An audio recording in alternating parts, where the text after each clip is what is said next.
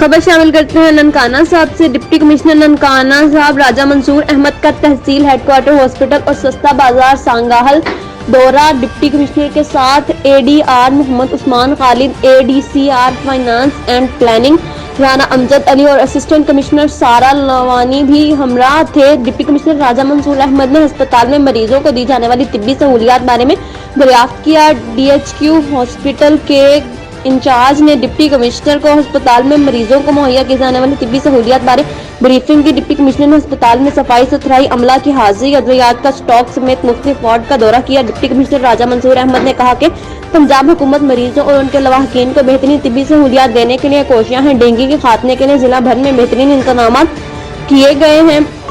Deputy commissioner Raja Mansoor Ahmad نے ضلع بھر کے تمام پرائس کنٹرول مجسٹریٹس کو سرکاری نرخ نامے پر عمل درآمد کو 100% یقینی بنائیں۔ آٹا، چینی، دالیں، سبزیاں اور پھلوں سمیت دیگر اشیاء خوردونوش کی قیمتوں پر کوئی سمجھوتہ نہیں کیا جائے گا۔ رپورٹ کر رہے ہیں محمد ریاض۔